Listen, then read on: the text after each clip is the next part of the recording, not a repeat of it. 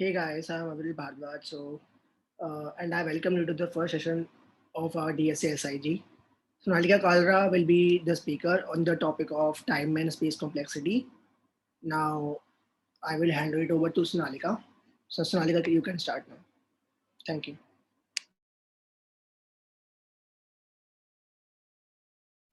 Hello everyone, my name is Sonalika Kalra and आप लोगों ने आज हम जो टॉपिक डिस्कस करने वाले हैं उसका नाम है टाइम एंड स्पेस कॉम्प्लेक्सिटी।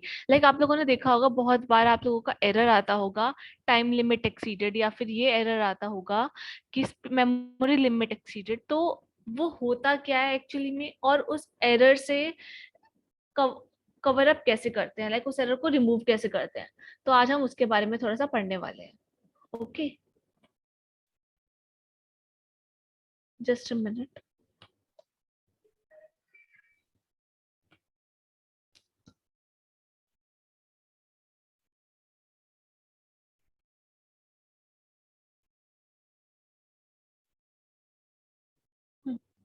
सो ये बहुत बड़ा मिथ होता है लोगों को, जैसे नाम से पता चल रहा है कि टाइम कॉम्प्लेक्सिटी क्या होता है। बट कि टाइम कॉम्प्लेक्सिटी जरूर लग रहा है यही होता होगा कि एक एल्गोरिथम हमने जो लिखी है, जो कोड हम लोगों ने लिखा है, उसको रन करने में कितना टाइम लग रहा है। बट एक्चुअली में ये नहीं होता है। एक्चुअली में टाइम कॉम्प्लेक्सिटी होता है कि हमने एक स्टेटमेंट लिखी है, वो मैक्स कितने टाइम रन कर रही है। तो that is our time complexity. Okay, so it is not the amount of time taken by an algorithm to run, but it is the number of times and statement executes. और जितने times हमारी statement execute होगी ना, max number of times, उसको उसको हम लोग represent करते हैं as a function of length of the input. मतलब कि जैसे हमारे अगर इनपुट की लेंथ इतनी है तो हमारी स्टेटमेंट इतना टाइम से एग्जीक्यूट होगी। लाइक अगर इनपुट की लेंथ है n, तो हमारी स्टेटमेंट n टाइम्स होगी या n स्क्वायर टाइम्स होगी, मैक्स एट मैक्स कितना टाइम्स होगी, उसको बोलते हैं time complexity.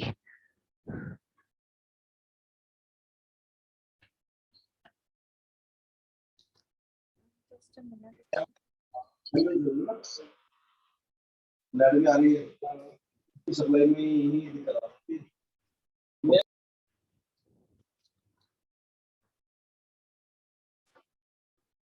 Okay, so now let's see that why do we need this time complexity.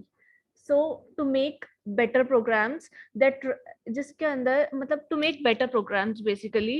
और अगर हमने मान लो हमें कोई चीज करनी है और उसके करने के दो से ज्यादा तरीके हैं, तो सबसे कम एग्जीक्यूशन टाइम में कौन सी एल्गो रन हो रही है, इसलिए वो डिटरमाइन करने के लिए हम लोगों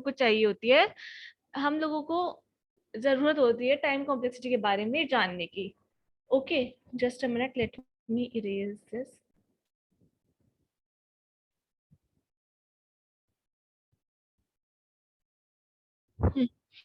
for making better programs and for the comparison of algorithm. I hope यहाँ तक तो सबको समझ में आ गया होगा कि मतलब बेटर प्रोग्राम्स क्यों लिखने चाहिए। बिकॉज जितना कम टाइम हमारी स्टेटमेंट एग्जीक्यूट होगी, उतना कम टाइम कॉम्प्लेक्सिटी होगी और उतना बेटर ही हमारा प्रोग्राम होगा। After that comparison of algorithm मतलब अगर कोई एक ही काम को करने के लिए हमारे पास दो या दो से ज्यादा तरीके हैं, तो सबसे कम एग्जीक्यूशन टाइम में कौन सा एल्गो वर्क कर रहा है, ये डिटरमाइन करने के लिए हम लोग को चाहिए होती है टाइम कॉम्प्लेक्सिटी। टाइम कॉम्प्लेक्सिटी के बारे में नॉलेज होना इसलिए जरूरी होता है। अब देखते हैं डिफरेंट नोटेशंस से हमारा क्या मतलब है। मतलब कि सबसे पहले आती है big O notation. Big O notation में क्या होता है, इसको हम डिनोट करते हैं कैपिटल ओ, और फिर जो भी हमारा लेंथ ऑफ द इनपुट, जैसे हमने पहले पढ़ा था कैपिटल। सपोज हमारी एल्गोरिथम रन कर रही है as a function of only single n, so हम लिखेंगे o ऑफ n। थीटा को ऐसे नोटेट करते हैं, theta of n, and then omega को डिनोट करते हैं ओमेगा ऑफ n। अब इन तीनों में डिफरेंस क्या होता है, देखो। अब हमने कोई एल्गोरिथम लिखा, तो बेस्ट केस में लाइक अब जैसे हमने कोई एरे लिखा और एरे को हम सपोज सॉर्ट कर रहे हैं।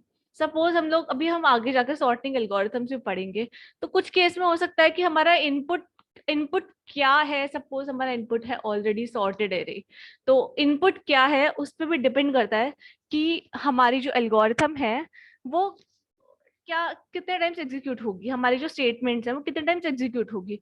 फॉर एग्जांपल अगर हम क्विक सॉर्ट की बात करें तो उसकी वर्स्ट केस टाइम, मतलब अगर हमारा एरे बिल्कुल सॉर्टेड है इंक्रीजिंग या डिक्रीजिंग ऑर्डर में, तो वो जो टाइम कॉम्प्लेक्सिटी होती है वो ऑफ n स्क्वायर हो जाती है। ठीक है, तो वर्स्ट केस में मतलब बिल्कुल वर्स्ट केस में हमारा कितना टाइम लेता है वो हमें बिग ओ नोटेशन बताती है, इसीलिए हम लोग सिर्फ इसी से ज्यादातर कंसर्न रहते हैं। But theta notation and omega notation के बारे में भी नॉलेज होना थोड़ा सा जरूरी है कि एकदम बेस्ट केस में हमारी एल्गो कितना टाइम ले रही है, और अगर नॉर्मली चला रहे हैं लाइक हम बिल्कुल एज केस को नहीं देख रहे हैं, तो तब हमारी एल्गो कितना टाइम ले रही है वो हमें पता चलता है थीटा नोटेशन से। ठीक है, सो आई होप यहाँ तक तो समझ में आ गया होगा सबको। अब आगे चलते हैं। अब ये डिफरेंट डिफरेंट टाइम कॉम्प्लेक्सिटी जो ज्यादातर देखी जाती हैं वो हैं कांस्टेंट टाइम। कांस्टेंट टाइम मतलब आपने लिखा int sum equal to a plus b, और कांस्टेंट टाइम मतलब आपने लिखा int sum equal to a plus b cout sum, या फिर अगर हमारी जो एल्गोरिथम है वो इनपुट के साइज पर डिपेंड नहीं कर रही है तो उसको हम बोलते हैं कांस्टेंट टाइम। ठीक है, तो कांस्टेंट टाइम मैंने यहाँ पर एक्सप्लेन भी किया है, when the time required does not depend on the input in. For example एक स्टेटमेंट है, हमें एक नंबर्स प्रिंट करना है सपोज 1 to 100 तक, तो हमने लिख दिया int i equal to 1 i less than equal to 100 और आई प्लस प्लस। अब हमने सपोज अब इसमें कोई साइज तो है ही नहीं, हमें बस कांस्टेंट बता रखा है, चाहे चाहे हम कितनी चाहे हम इसमें कुछ ले ही नहीं रहे हैं इनपुट, तो इनपुट ले भी ले तो उससे कोई फर्क तो पड़ना नहीं है, 1 से 100 तक तो एलिमेंट्स वैसे भी प्रिंट होने ही हैं, तो फिर इसीलिए इसको बोलते हैं ऑफ वन कांस्टेंट टाइम। अब है लीनियर टाइम। लीनियर टाइम होता है जब जितना जितना एरे का साइज है उसी साइज के उसी साइज पर डिपेंड करे, और ऑफ एन है मतलब कुछ बोलना है क्या विरल? नहीं ओके ओके ठीक है। तो next is our linear time. Linear time क्या होता है कि अभी ना एक्चुअली कुछ लाइक 30 मिनट तक तो ये थ्योरी चलेगी थोड़ी सी कि टाइम कॉम्प्लेक्सिटी होता क्या है, उसके बाद जब हम एसटीएल, आज का हमारा मेन टॉपिक रहेगा time and space complexity and then STL. Time space complexity नहीं है एंड एसटीएल भी होगा।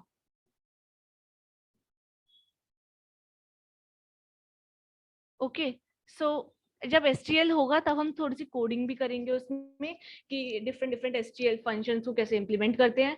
And time and space complexity में हम लोग ये तो बस 30 मिनट्स का टॉपिक है, उससे ज्यादा तो आई डोंट थिंक कि इसमें किसी को जरूरत होगी भी या नहीं भी होगी। ठीक है, तो सपोज आपका जो इनपुट है वो है, सपोज आपका जो इनपुट है वो है 100, या फिर ये ले लो, मतलब आई मीन टू से 2 के मल्टीपल में ले लो। इनपुट का साइज 4 है, तो जो आपका एल्गोरिथम है वो 2 टाइम्स चल रहा है, लाइक लॉग ऑफ एन में, लाइक लॉग एन या उसके मल्टीपल्स में चल रहा है, तो उसको हम बोलते हैं logarithmic time.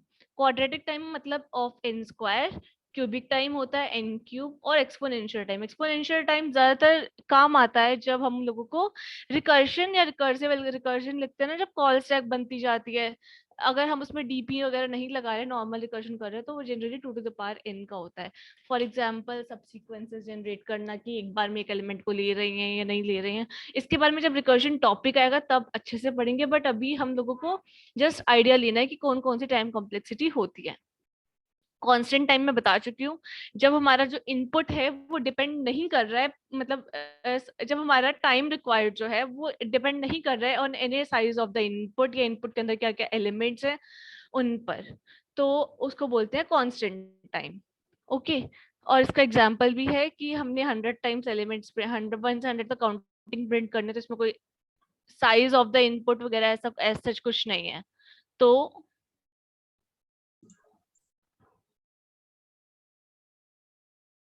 After that we have linear time. Linear time में क्या होता है कि देखो, लीनियर टाइम में क्या होता है कि 1 से लेकर के n तक एलिमेंट्स हैं हमारे पास, हमें 1 से लेकर के n तक काउंटिंग लिखनी है। अब मैंने भी पिछले केस में लिखा था ना, उसको मैं थोड़ा सा और प्रिसाइज कर रही हूँ मतलब कि पहले मैंने बोला 1 से 100 तक की काउंटिंग चाहिए, बट एक केस इसमें ऐसा ही बन सकता है ना कि यूजर हमें नंबर दे और हमें वहीं तक काउंटिंग प्रिंट करनी हो। तो देखो, मैक्स टू मैक्स ये लूप मैक्स टू मैक्स का ये तो तीनों केसेस में n टाइम्स ही चलेगा। अगर हमारे पास एरे होता है या कुछ होता है,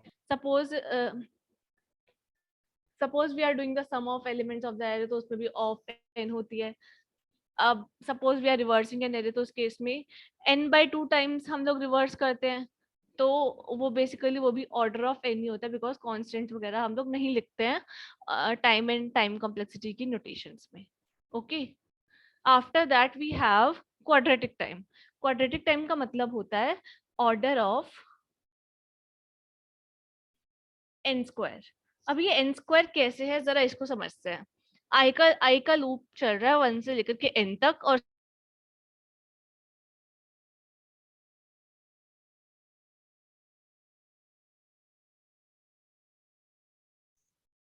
You are mute, Sonalika. ये किसने कर दिया मुझे?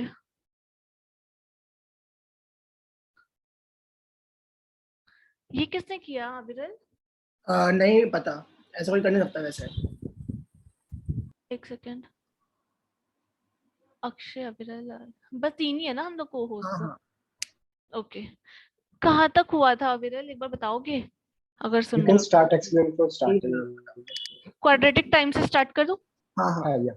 या तो क्वाड्रेटिक टाइम का मतलब होता है ऑफ n²। ऑफ n² मतलब कि देखो, जब i की वैल्यू 1 है तो जो ये इनर लूप है ये n टाइम्स चल रहा होगा, ठीक है। प्लस जब i की वैल्यू 2 होगी तब भी ये n टाइम्स चल रहा होगा, i की वैल्यू 3 होगी तब भी ये n टाइम्स चल रहा होगा, सो ऑन। ऐसी कितनी टर्म्स हैं हमारे पास? n टर्म्स होंगे, बिकॉज i का लूप चल रहा है 1 से लेकर के n तक, ठीक है। सो n मीन्स एक नंबर है, n को कुछ भी ले लो तुम, 4 + 4 + 4 + अप टू n टाइम्स, मतलब n ही है, एक नंबर है n जो कि n टाइम्स जा रहा है, तो उसको हम लिखेंगे n²। मतलब एक कोई भी नंबर ले लो 4 जो कि 4 टाइम्स ही जा रहा है, जैसे n है, एक n को n टाइम्स लिख रहे हैं, तो that will be equal to n²। तो इसीलिए ये वाला लूप चल जाएगा n²। Similar is the case with the quadratic time, cubic time, sorry. Cubic time में क्या होता है कि देखो, क्यूबिक टाइम में क्या होता है, देखो, अब इनर वाला लूप तो हम लोगों ने देख लिया कि ये लूप तो चलेगा n² टाइम। जैसे ये तो सिंपल है ना, जो हमने पिछले केस में देखा क्वाड्रेटिक टाइम में, ये वाला लूप यहाँ से लेकर के यहाँ तक, ये पूरा चलेगा n² टाइम। तो इसमें सिंपल हो जाएगा n² + n² + n² plus so on.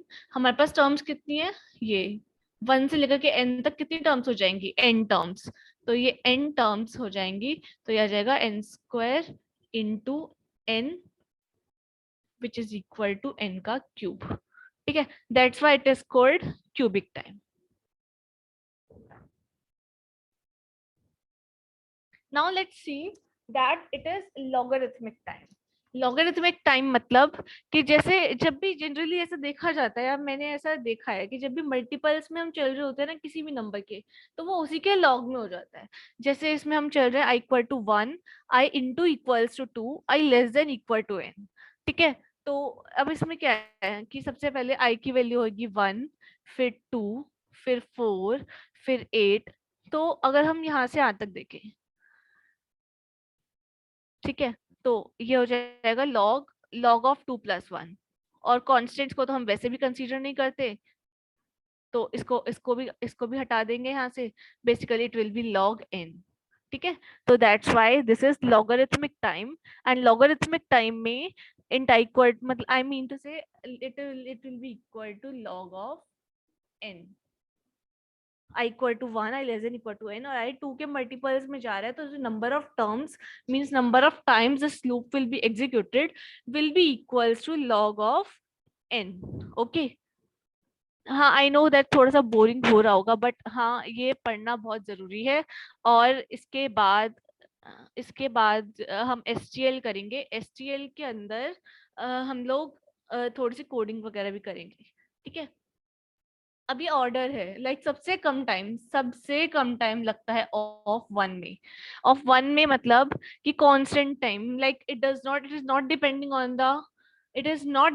On the size of the input, okay. After that it is log n time. Log n time मतलब 10⁻⁶ अगर इनपुट का साइज है, तो तब भी अगर हम इसका लॉग लें तो it will B 6 into log n, that is 6 into log 10, तो ये 6 आ जाएगा। तो बेसिकली ये भी कांस्टेंट ही होता है एक तरह का, बट फिर भी साइज ऑफ इनपुट पर डिपेंड करता है, इसीलिए ऑफ वन से थोड़ा सा ज्यादा ही होता है हमेशा, क्योंकि ऑफ वन मतलब constant time, it is not depending, it is depending but still ये बहुत कम होता है ऑफ लॉग एन, ठीक है। ऑर्डर ऑफ एन तो डायरेक्टली जितने टाइम्स आपकी स्टेटमेंट है, अगर हर एक बार वो चल रहा होगा तो वो ऑफ एन हो जाएगा। एन लॉग एन, लाइक आपका एक लूप है 4 जो 1 से लेकर के n तक चल रहा है, और मतलब हर एक बार हर एक i पर ये log n टाइम्स अंदर वाला लूप चल रहा है, तो ये हो जाएगा n log n। n square n cube हम पढ़ चुके हैं, रिकर्सिव में 2⁻n लगता है, और ऑफ n फैक्टोरियल लगता है हमारा, जैसे हम परम्यूटेशन निकाल रहे होते हैं जब, ठीक है। तो ये होता है कुछ ऑर्डर, इंक्रीजिंग ऑर्डर में ये कुछ इस तरह से हो जाएगा।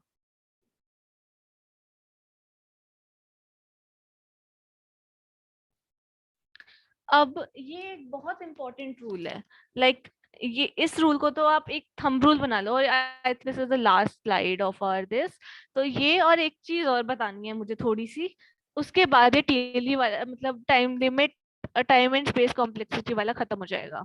तो सबसे पहले कि अगर हमको डिटरमाइन करना हो किसी प्रॉब्लम का सॉल्यूशन, अगर हमें जैसे हम जैसे सीपी करते होंगे कुछ लोग, और कुछ लोग वो भी करते होंगे, क्या नाम है, डीएसए, तो उसमें हमें कंस्ट्रेंट्स ये होते हैं कुछ, कि एरे का साइज जो होगा वो 10⁸8 तक जा सकता है, या 10�9 तक जा सकता है,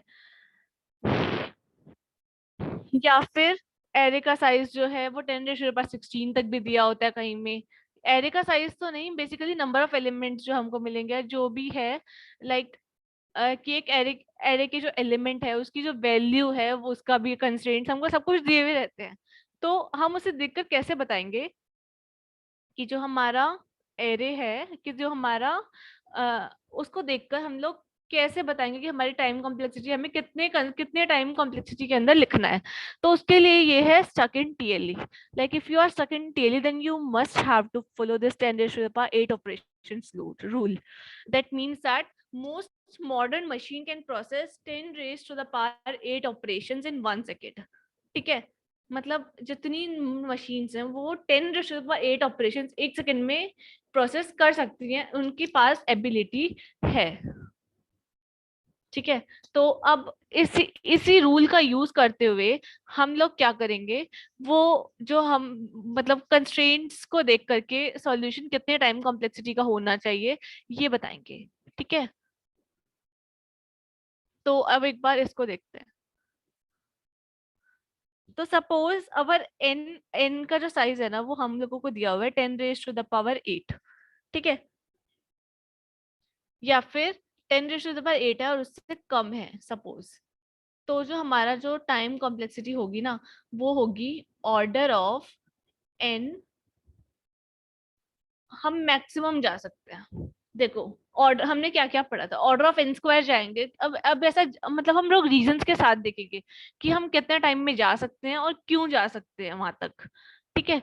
तो ऑफ n जो है वो लेस देन इक्वल टू 10⁸8 है, तो हमारे हम जो मैक्सिमम जा सकते हैं वो जा सकते हैं ऑफ n तक। अब ऐसा क्यों, अगर हम जाएंगे ऑफ n से ज्यादा, सपोज हम जाते हैं n log n तक, अब हम लोगों को चेक करना है कि क्या ये करेक्ट है या नहीं है, ठीक है। तो अब इसको कैसे देखेंगे, देखो n क्या है, 10⁻n और log n क्या हो जाएगा 8, तो ये तो 8 टाइम्स हो गया उसका। हम एक मशीन 10⁸8 इंस्ट्रक्शन ही कर सकती है, तो बेसिकली ये भी नहीं हो पाएगा। ठीक है, अब अगर हम देखें एन स्क्वायर क्या हो सकता है या नहीं हो सकता है, तो एन स्क्वायर देखेंगे अगर हम, तो वो हो जाएगा 10⁸8 का square, that is equal to 10⁻16। तो हमने तो बोला था कि 1 सेकंड में, और जनरली क्वेश्चन में हमको टाइम भी 1 सेकंड या 2 सेकंड दिया होता है, मैक्स 2 सेकंड होता है, और 1 सेकंड ही मिनिमम, मतलब मिनिमम लगा लो या मैक्सिमम लगा लो, 1 सेकंड ही होता है एवरेजली। तो 10⁻16 तो वो कर ही नहीं सकता कभी। एक बार के लिए इसको भी वो कर देगा, बट इसको तो बिल्कुल ही नहीं कर सकता। तो जो हमारी एल्गोरिथम होगी वो ऑफ एन की होनी चाहिए, लाइक एन में ही चलनी चाहिए। अब सपोज हमारे पास जो एरे है, मतलब इनपुट का साइज है, वो दिया हुआ है हमको, n is less than equal to 10⁻6। तो इस केस में हम लोग क्या करेंगे, इस केस में मैक्सिमम टाइम कॉम्प्लेक्सिटी जो जाएगी ना, वो जाएगी ऑफ n log n। ठीक है, अब ये क्यों जाएगी, बिकॉज ऑफ n तो जा ही सकती है। देखो, हमें वर्स्ट केस निकालना है, मींस अपर बाउंड निकालना है कि इससे ज्यादा नहीं जानी चाहिए, इससे कम तो हो ही सकती है। और हमने पिछले वाले केस में पढ़ा था ना, जब हमने ऑर्डर देखा था, तब हम लोगों ने पढ़ा था कि ऑफ n जो है वो कम होता है then of n log n। तो ऑफ n log n जा सकती है, बट ऑफ n भी जा सकती है। तो worst case means upper bound में आ जाएगा ऑफ n log n। इसमें किसी को अगर कोई डाउट है तो कोई पूछ सकता है, अभी मतलब चैट बॉक्स में टाइप कर दो, मैं इसको और अच्छे से एक्सप्लेन कर दूंगी। ठीक है, तो n log n का एक बार कंप्यूट करते हैं। n is 10⁻6 maximum and log n is 6, तो दैट विल बी 6 into 10⁻6। तो ये तो 10⁸8 से तो कम ही है ना, तो 10⁸8 से तो कम ही है, तो मतलब n log n चल जाएगा। अब हम देखते हैं कि n स्क्वायर चल सकता है क्या। तो n स्क्वायर जब हम करेंगे 10⁻6 का, तो ये आ जाएगा 10⁻12।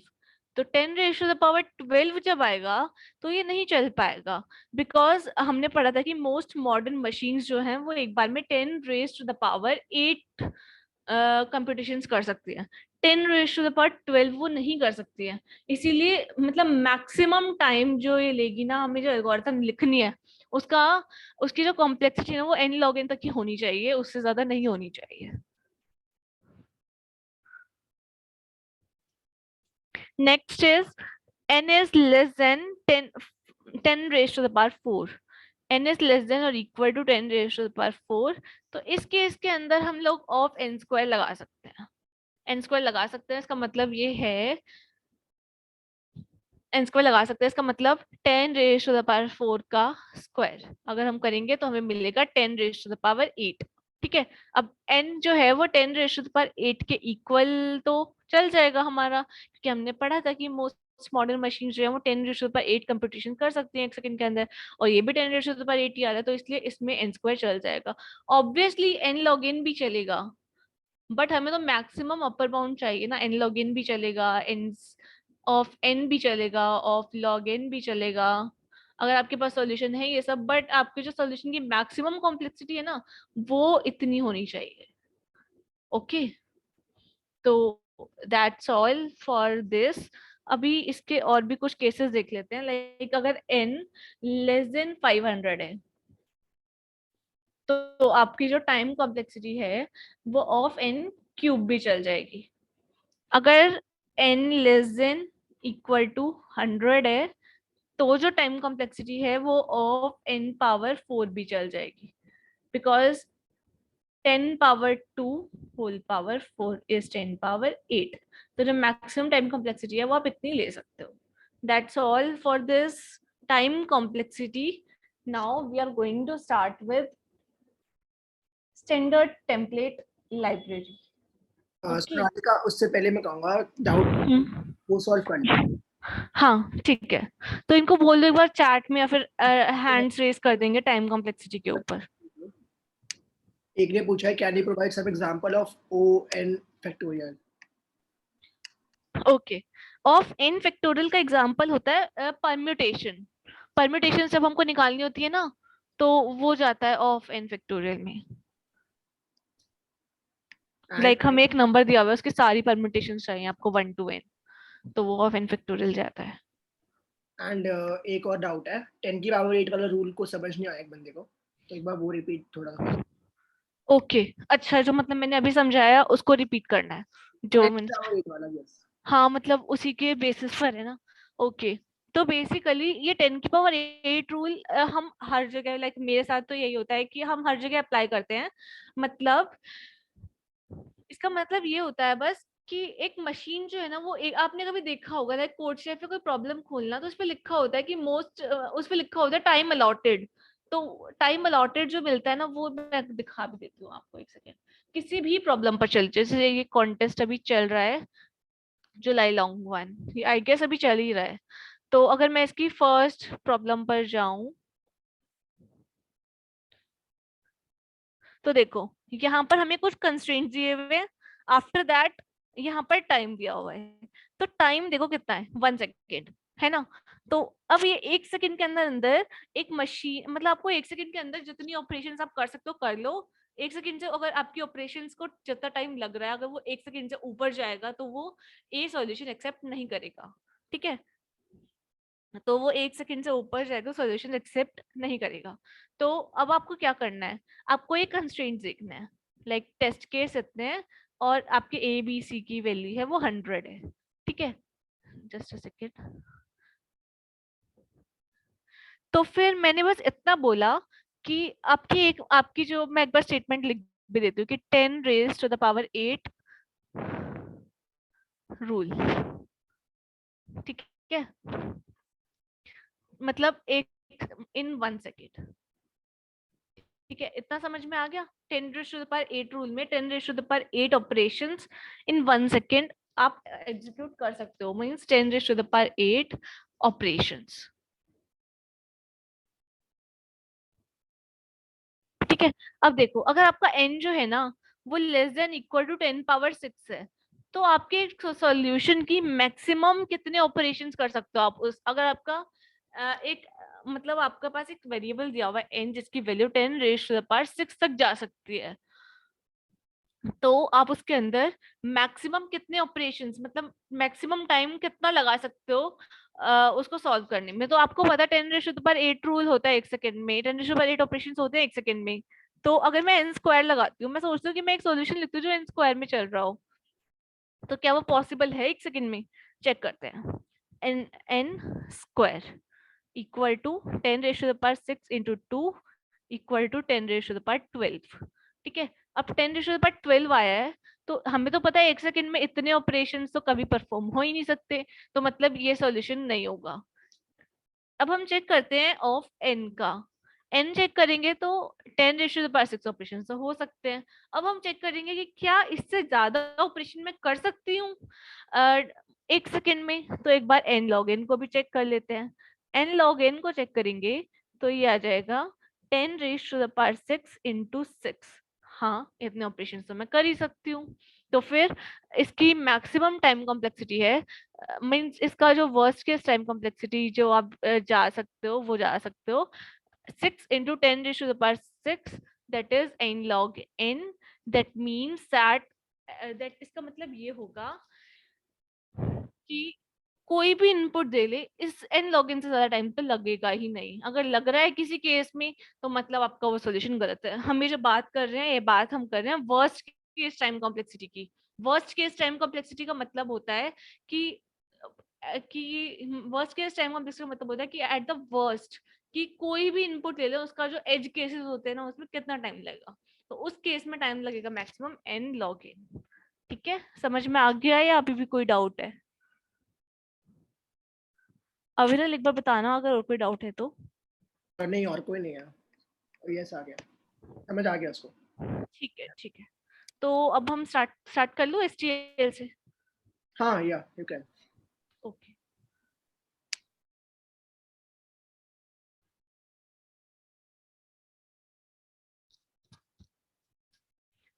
अविरल वॉइस कट तो नहीं ना मेरी?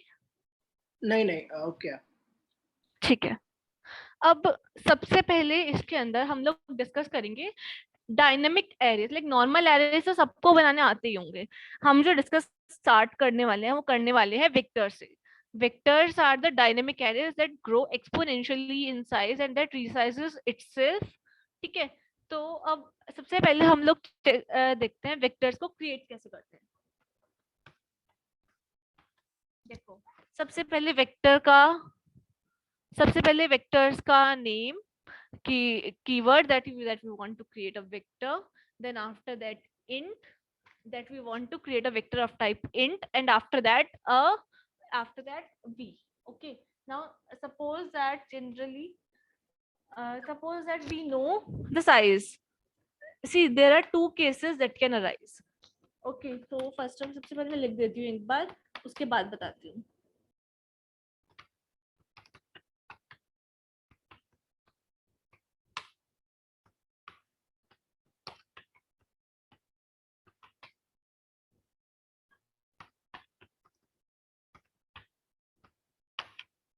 देखो, सबसे पहले मैंने एक वेरिएबल डिक्लेयर किया int n, c in n। अब एक वेक्टर बनाया, तो वेक्टर जो है उसका साइज n होगा। n साइज का वेक्टर बनाना है, लेकिन इसके ना दो तरीके हो सकते हैं। अब मैं दोनों तरीकों को बताऊंगी एक एक करके। ठीक है, सबसे पहले हमें देखना है कि देखो, अब मैं वेक्टर b बना रही हूँ, तो एक्सपोनेंशियली साइज का मतलब समझना सबसे पहले कि एक सेकेंड, सपोज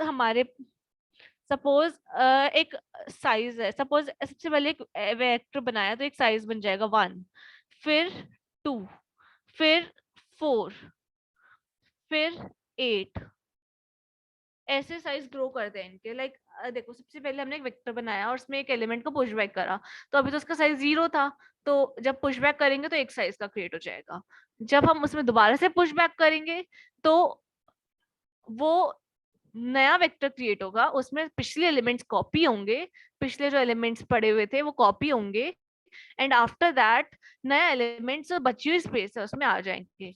फॉर एग्जाम्पल 1 2 3 4 5 6 7 8। अभी वैसे मेरे को पता है कि इंडेक्सिंग जो है वो 0 से स्टार्ट होती है, बट अभी मैं एरे का साइज बताने के लिए 1 से कर रही हूँ। ठीक है, आगे जाकर तो 0 से ही करेंगे हम लोग इंडेक्सिंग। देखो, अभी एक था, फिर देखो, फिर ये 2 हो जाएंगे, फिर ये 4, एंड आफ्टर दैट 8। अब जैसे ही मतलब देखो, सबसे पहले हमने एक वेक्टर क्रिएट करा, हमने एक एलिमेंट डाला। अभी तो हमने बोला ही नहीं कि कुछ साइज क्या है, तो अब तो साइज 0 रहेगा। हमने जब बोला एक एलिमेंट डालना, तो एक एलिमेंट की वो स्पेस क्रिएट कर देगा और उसके अंदर 1 डाल देगा। सपोज हमने बोला 1, फिर हमने बोला कि सेकंड एलिमेंट, एक और एलिमेंट डालना है मुझे, बट वेक्टर का साइज तो अभी तक 1 ही है, और एलिमेंट्स कहाँ से डालेगा वो? तो फिर वो क्या करेगा, एक और मतलब उससे जितना उसका साइज है ना, उससे डबल साइज का एक नया वेक्टर बनाएगा, पिछले एलिमेंट्स को उसमें कॉपी करेगा, और कॉपी करने के बाद नया जो बाकी की बची हुई स्पेस होगी, क्योंकि हमने डबल स्पेस लिया है, वो नए वाले के अंदर पिछले वाले को कॉपी कर देगा और जो नया एलिमेंट है वो डाल देगा। ठीक है, तो सबसे पहले सपोज हमारा एक वेक्टर था जिसके अंदर एलिमेंट था 1 और इसका एक ही साइज है। फिर हमने एक और एलिमेंट की रिक्वेस्ट करी, तो वो 2 एलिमेंट्स आ जाएंगे, 2 एंड 3, और 1, सॉरी एक सेकेंड,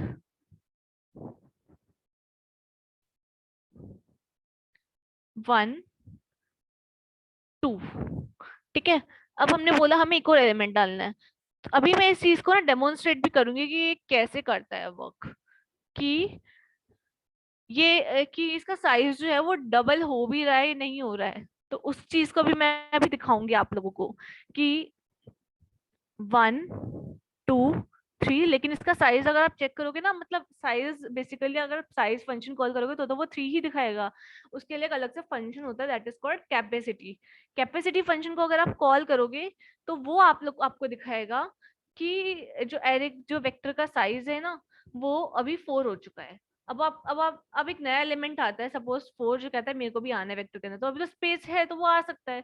जब स्पेस नहीं होगी तो वो एक नया वेक्टर बनाएगा डबल साइज का, जो पिछला जो वेक्टर फुल है उससे डबल साइज का वेक्टर बनाएगा, डबल साइज का वेक्टर बनाने के बाद वो क्या करेगा, पिछले एलिमेंट को कॉपी करेगा और नए वेक्टर को उसके अंदर इंसर्ट कर, नया एलिमेंट को उस वेक्टर के अंदर इंसर्ट कर देगा।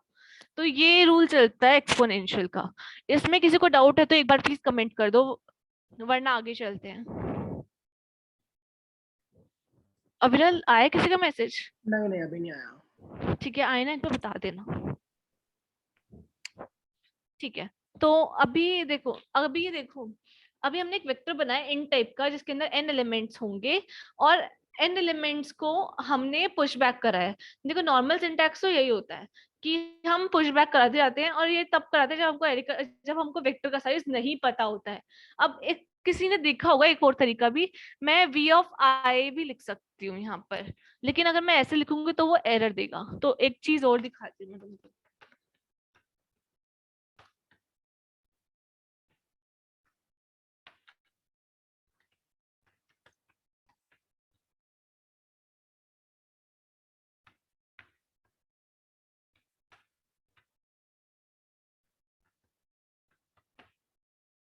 देखो ये दो तरीके होते हैं, ये दो सिंटैक्स होते हैं, v dot push underscore back x और एक होता है c in v of i। मतलब जैसे हम नॉर्मली एरे के अंदर एलिमेंट्स इंसर्ट कराते हैं c in a of i, वैसे भी। तो लेकिन इन दोनों में डिफरेंस क्या होता है और हमें पता कैसे चलेगा कि हम लोगों को कब कौन से वाली यूज करनी है? तो उस चीज को हमें पता ऐसे चलता है कि अगर हमें एरे का साइज पहले से पता है कि हमको हमारा इतने साइज का ही एरे बनेगा, तो हम यूज करेंगे सेकंड वाली अप्रोच, क्योंकि इसके अंदर हमने एरे की डिक्लेरेशन, वेक्टर की डिक्लेरेशन में ही हमने बता दिया। मैं ना एरे और वेक्टर को इंटरचेंजेबली यूज कर रही हूँ, but because vectors are dynamic arrays, that's why. अब हमने इस डिक्लेरेशन के अंदर पहले से ही बता दिया है ना कि हमें तो एन साइज का वेक्टर चाहिए, तो ये एन साइज का ही बनाएगा। अब इन दोनों, अब इसमें इसमें डिफरेंस क्या होगा फिर, एक बार उसको देखते हैं। तो देखो सबसे पहले मैं ना इस कोड को कमेंट आउट कर देती हूँ, ठीक है। सबसे पहले इसी के साथ देखते हैं। तो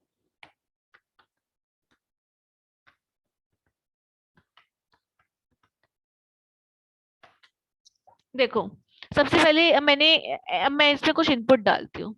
एन की वैल्यू डालती हूँ मैं 3, और मैं एलिमेंट्स डालती हूँ 2, 4 और 5। ठीक है, अब मैं इसको करती हूँ रन। तो ये देखो एक वेक्टर बन जाएगा v के अंदर एलिमेंट्स आ जाएंगे, और मैंने करा है v की कैपेसिटी, तो कैपेसिटी आ जाएगी 4। 4 कैसे आई कि सबसे पहले ये वाला एलिमेंट आया होगा, ये वाला एलिमेंट जब आया होगा तो उसके पास एक ही साइज होगा, एक एक साइज का एरे क्रिएट हुआ होगा। फिर जब सेकंड वाला एलिमेंट आया होगा तो दो साइज का एरे क्रिएट हुआ होगा, और जब थर्ड एलिमेंट आया होगा तो वो वाला भी फुलफिल हो गया होगा, तो वो 4 साइज का एरे, मतलब 2 का डबल कर देगा 4, और 4 साइज का एरे क्रिएट कर देगा, 4 साइज का एरे क्रिएट कर देगा जिसका 4 साइज का एरे क्रिएट कर देगा जिसके अंदर 2 और 4 पहले से पड़े होंगे, तो इसलिए कैपेसिटी जो है वो 4 आई है। ठीक है, अब अगर हमको एरे का साइज पहले से पता है, अब मैं इसको एक सेकंड, अगर हमको एरे का साइज, वेक्टर का साइज पहले से पता है तो हम लोग इसको यूज करेंगे। और अगर हमको ना बाय डिफॉल्ट कोई वैल्यू भी देनी है तो हम वो भी कर सकते हैं। जैसे अगर मैं ये भी नहीं करती, एक बार ना मतलब ज्यादा कंफ्यूजिंग हो जाएगा, हम लोग एक उससे चलते हैं कि इस पूरे को मैं एक बार हटा देती हूँ। सबसे पहले हमने एक वेक्टर बनाया, उसके अंदर एक वैल्यू पुशबैक कर दी 1, और हम करते हैं सी आउट v डॉट कैपेसिटी, और फिर मैं यहाँ पर एक बैकस्लैश n भी डाल देती हूँ। फिर वेक्टर के अंदर एक वैल्यू डालती हूँ मैं 2, और अब मैं इसकी कैपेसिटी चेक करूंगी। ठीक है, अब मैं वेक्टर के अंदर एक वैल्यू ओ डालती हूँ जिसका, एक सेकेंड,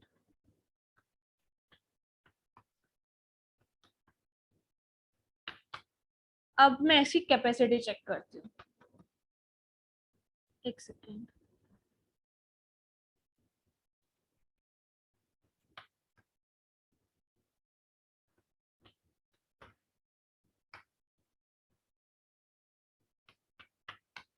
ठीक है, तो अब मैंने 3 बार डाला है, तो अब एक बार इसकी कैपेसिटी चेक करते हैं। तो एक काम करते हैं, हम लोग इसको रन करते हैं।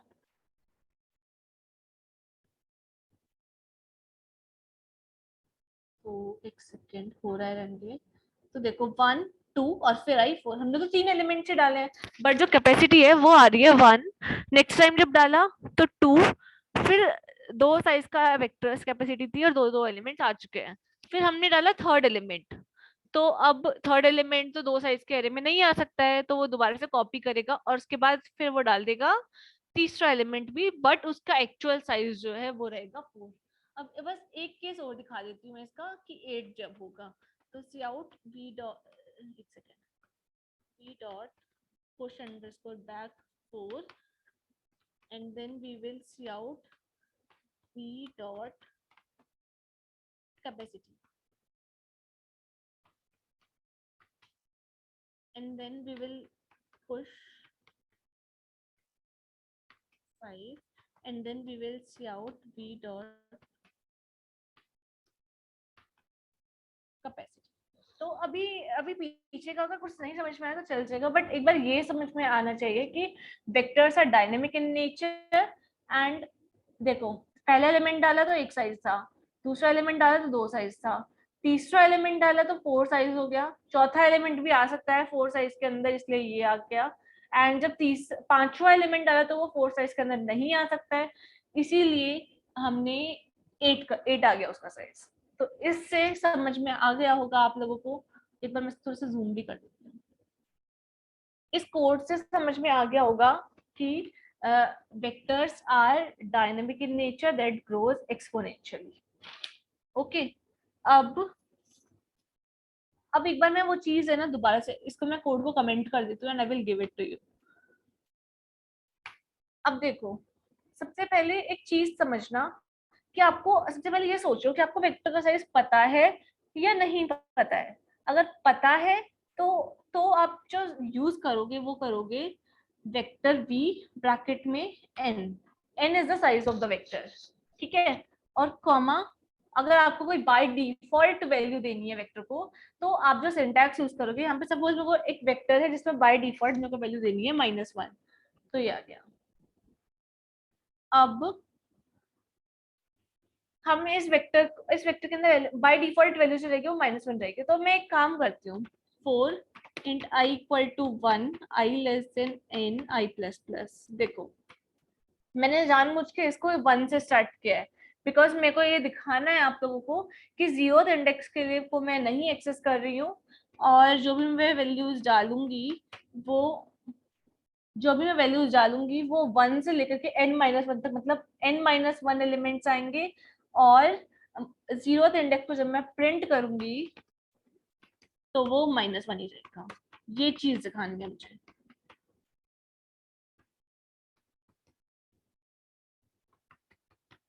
ठीक है, और एक बार मैं यहाँ पर स्पेस भी,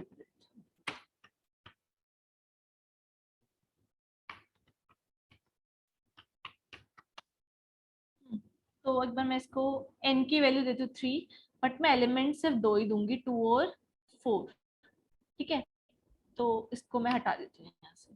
अब देखना, ये अब एक बार एरे के एलिमेंट्स को देखते हैं कैसे आ रहे हैं। देखो, -1 2 4, हमने फर्स्ट पोजीशन पे जो एलिमेंट दिए थे वो सब ये डाले हैं, और 0th पोजीशन में तो मैंने कुछ डाला ही नहीं है, इसलिए वो -1 आ रहा है।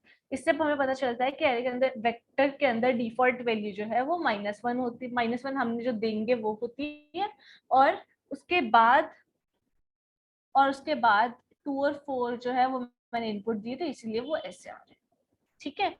अब एक चीज और देखते हैं कि अगर हमें पता नहीं है कि वेक्टर का साइज कितना होगा, तो वेक्टर इंट v, तो अब v के अंदर अगर हमें वेक्टर का साइज नहीं पता होता है ना, तब हम पुशबैक फंक्शन यूज करेंगे, ठीक है। तो 4 int i equal to 0 i less than n i plus plus। अभी जो हम केस पढ़ रहे हैं उससे तो हमेशा ही n साइज का ही क्रिएट होगा, लेकिन कई केसेस ऐसे पढ़ेंगे आप जब कोडिंग वगैरह करते होगे, तो उसमें आपको वेक्टर का साइज नहीं पता होता होगा, कि जैसे आपको कोई टेम्परेरी वेक्टर बनाना है जिसका साइज आपको नहीं पता कि वो तो मतलब रन टाइम पे डिपेंड करता है ना कि इनपुट्स क्या आ रहे हैं उस पर डिपेंड करता है। तो उस केस के अंदर हम लोग क्या करेंगे, उस केस के अंदर हम लोग क्या करेंगे कि हम इस सिंटैक्स से चलेंगे। मैं कमेंट में लिख देती हूँ when we do not know the size of vector. ठीक है, अब हम लिखेंगे int x int x p dot push underscore back and then value is x that we have taken input from the user। अब मैं इसको भी comment कर देती हूँ पूरा, एक सेकेंड।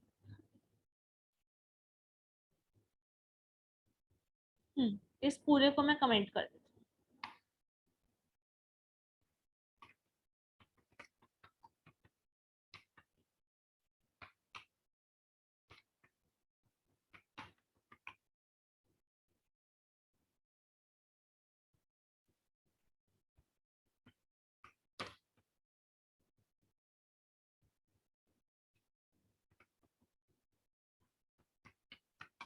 ठीक है, तो मैंने क्या करा है कि n साइज का मतलब एक n इनपुट लिया सबसे पहले और इसको मैं हटा देती हूँ। एक सेकंड, मैंने यहाँ पर अच्छा इसको मैं v2 ले लेती हूँ बिकॉज वो पिछले वाले से कोइंसाइड कर जाएगा वरना और फिर वो एरर दे देगा। तो v2 ठीक है। अब इसको एक बार मैं रन करती हूँ और एरे के एलिमेंट्स भी देती हूँ। मैं सपोज 10 दे दूँ या फिर 1 दे देती हूँ।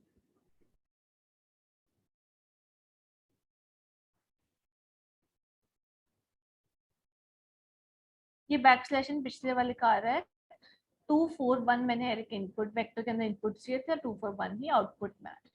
ठीक है, ये बैकस्लैश इसका आ रहा है, इसको भी मैं कमेंट कर देती हूँ। ठीक है, तो यहाँ तक समझ में आ गया होगा कि हमें किस केस के अंदर VC in v of i use करना है और किस केस के अंदर हमको v dot push underscore back and then the value that we want to push वो यूज करनी है। अब अगर हम ये वाला सिंटैक्स यूज कर रहे हैं ना, तो हमने सपोज हम ना यहाँ पर n हमें अगर साइज पता है तो बहुत अच्छी बात है, लेकिन अगर हमको साइज नहीं पता ना तो एक फंक्शन होता है जो हमको साइज बताता है। जैसे लीड कोड के अंदर आपने क्वेश्चन देखे होंगे, आपको सिर्फ वेक्टर दिया होता है, आपको उसका साइज नहीं दिया होता कितना साइज का है। तो उस केस के अंदर हम लोग यूज करते हैं v2 डॉट साइज। ठीक है, अगर मैं इसको लिखूंगी भी तो भी कोई चेंज नहीं आएगा, बट जस्ट वो जो एक लाइन का गैप आया था ना पिछली सी आउट बैकस्लैश वाली से, वो नहीं आएगा बस, बाकी आउटपुट तो एकदम सेम ही आएगा। देखो 241 डाला था एरे वेक्टर के एलिमेंट्स एंड 241 ही हमारे आउटपुट आ रहे हैं। अब सपोज मैंने एक वेक्टर लिया, उसके अंदर एलिमेंट्स डाल दिए, सपोज यही वेक्टर था। अब मेरे को इंसर्ट करना है at a position 1, first position में मेरे को कोई वैल्यू इंसर्ट करनी है, तो उसको कैसे करेंगे? तो ना वेक्टर में ना हमेशा याद रखना हमको आइट्रेटर्स देने होते हैं। आइट्रेटर्स क्या होते हैं वो मैं आगे बताऊंगी, या मैं अभी बता देती हूँ कि देखो v2 के अंदर हमें इंसर्ट करना है तो मैं इंसर्ट फंक्शन कॉल कर दूंगी।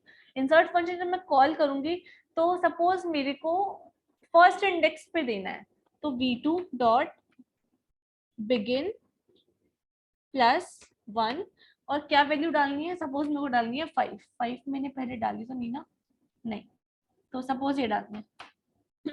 तो अब चेक करते हैं कि क्या ये आ रहा है या नहीं आ रहा है मेरे एरे में। देखो फर्स्ट पोजीशन पे मैंने 5 डाला था, आ गया 5। अब मैंने ये क्यों लिखा v2 डॉट बिगिन, बिकॉज हमें ना बेसिकली आप कहीं पर भी देख लेना आपको यही मिलेगा कि आपको एक आइट्रेटर देना होता है जो आइट्रेट करेगा पूरे वेक्टर पर। तो जो कि इनिशियली पॉइंट कर रहा, मतलब v2 डॉट बिगिन एक आइट्रेटर है जो पॉइंट कर रहा होता है at the beginning of the array. अब हमने बोला उसमें मतलब बिगिनिंग ऑफ वेक्टर मतलब कि जीरोथ इंडेक्स पर वो पॉइंट कर रहा होगा। जैसे एक एरेज में होता है ना कि हम जो एरे होता है वो कांस्टेंट पॉइंटर होता है और वो पॉइंट कर रहा होता है टू द जीरोथ एलिमेंट। वैसे ही v2 में भी v2 डॉट बिगिन फंक्शन एक आइट्रेटर देता है जो पॉइंट कर रहा होता है to the beginning of the vector. अब हम उसमें +1 करेंगे जब, तो हमें मिलेगा, अब हम जब उसे +1 करेंगे तो वो अगले एलिमेंट पे मूव कर जाएगा इटरेटर, और हमें उसी पोजीशन पे डालना था 5, तो वो डाल देगा और आगे के एलिमेंट्स जो है वो शिफ्ट हो जाएंगे। एक बार मैं इस चीज को लिखकर भी दिखा देती हूँ कि ये कैसे होता है। कि देखो आपके पास, एक सेकेंड, 2 4 1 थे एलिमेंट्स, देखो एक सेकेंड,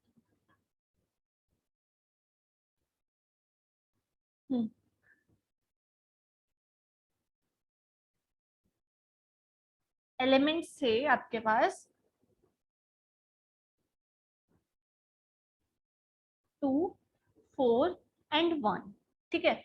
अब मैंने बोला देखो ये जो है ये पॉइंट कर रहा होता है v2 डॉट बिगिन पर, मतलब बिगिन मतलब ऐसे सोचो +0, इंडेक्स जो है ना इसमें ऐड कर दो, आपको जिस इंडेक्स पे डालना है वो बिगिन में ऐड करके वो दे दो। अगर आपको डालना है 0th इंडेक्स पे सपोज इंसर्ट करना होता तो आप v2 डॉट बिगिन ही दे देते। अगर आपको फर्स्ट इंडेक्स पे करना होता तो फिर आप ऐसे देते कि v2 डॉट बिगिन +1, फिर ये आ जाएगा v2 डॉट बिगिन +2, और जो एंड होता है ना एरे का वो पॉइंट कर रहा होता है v2 डॉट एंड, ठीक है। तो ये ऐसे चलता है, ठीक है।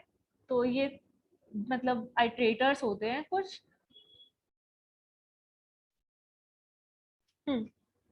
अब ये तो समझ में आ गया होगा।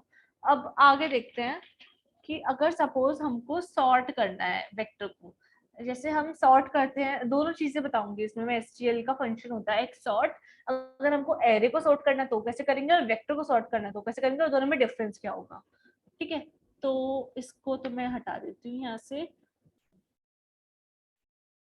और मैं इसको भी कमेंट आउट कर देती हूँ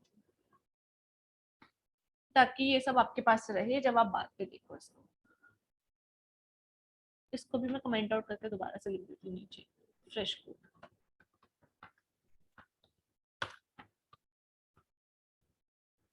देखो मैंने सबसे पहले क्या करा, एक वेक्टर बनाया जिसका साइज था n, और इसके अंदर, या फिर मैं बाय जैसे हम एरे बनाते हैं ना वैसे भी मैं बना सकती हूँ इसके अंदर 1 2 3 4 5 6 साइज का मैंने बना दिया।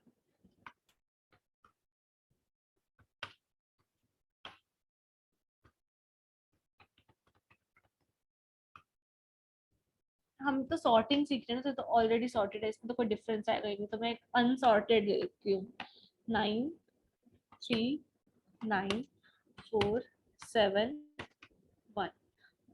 I forgot to mention comma in that, so just a minute.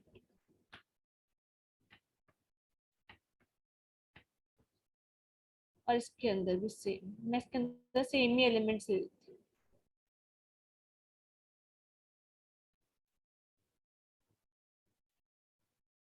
ठीक है, तो मैंने अब 2 वेक्टर्स बना लिए हैं v और a, ठीक है। तो ये 2 वेक्टर्स बन गए हैं मेरे। अब इसके बाद मुझे क्या करना है, सॉर्ट करनी है। Sort sort v dot begin से v डॉट एंड, ठीक है।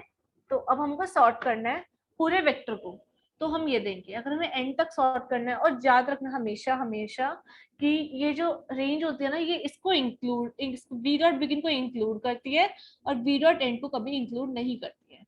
मतलब ये कुछ ऐसा होगा कि यहाँ पर तो स्क्वायर ब्रैकेट आएगा V dot begin comma V dot and, और ये ऐसे आएगा, ठीक है। तो ये हमेशा ऐसे ही चलता है, वी डॉट बिगिन और फिर वी डॉट एंड का ऐसे, मतलब इसको इंक्लूड नहीं करती है, इसको इंक्लूड करती है, और हमें इसको इंक्लूड करना भी नहीं क्योंकि वी डॉट एंड तो nth एलिमेंट को nth एलिमेंट पे होता है। हमने पिछले केस में देखा था ना कि वी डॉट एंड जो है वो तो nth एलिमेंट पे होता है, और हम तो 0 से लेकर के n-1 तक के एलिमेंट से एक्सेस कर सकते हैं। हम इस एलिमेंट को एक्सेस नहीं कर सकते, हमें करना भी नहीं है इसलिए। तो अगर हम इसको सॉर्ट करते हैं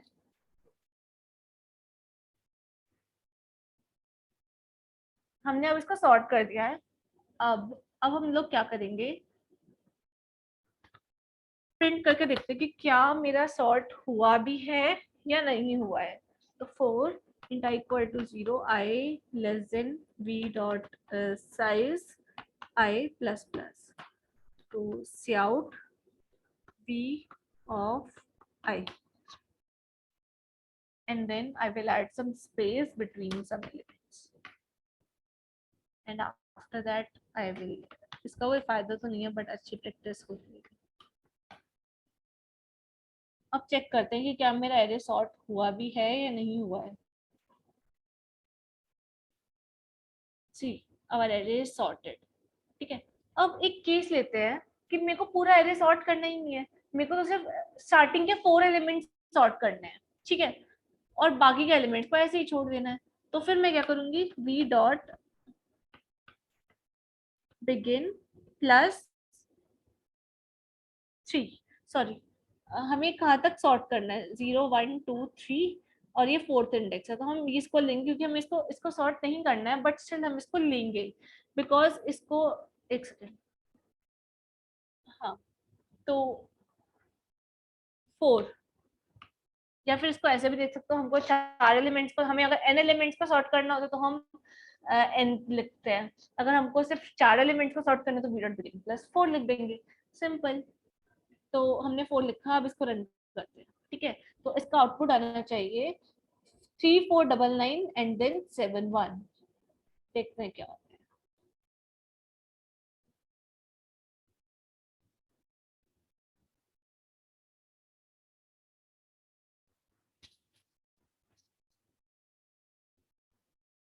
See, our first 4 elements are sorted and after that 7 and 1 are not sorted.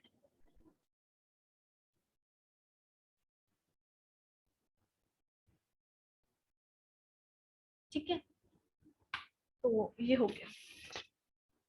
Now suppose हमको एक एरे को सॉर्ट करना है, इसको भी मैं अभी कमेंट कर देती हूँ। Now suppose that we want to sort this array A that is in the 64th line, तो we will sort a a plus, basically n लिखते हैं जो एरे का साइज होता है।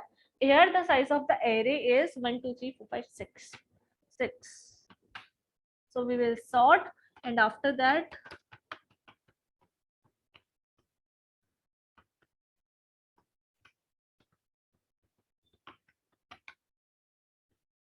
now we are printing the array of the elements to see whether they are sorted or not. So let's see what will be the answer. The answer should be 134,799. Okay, so now the array is sorted. Now suppose that we want to sort only first 2 elements and leave the rest of the array same. So we want to sort first 2 elements, so I will write a plus 2.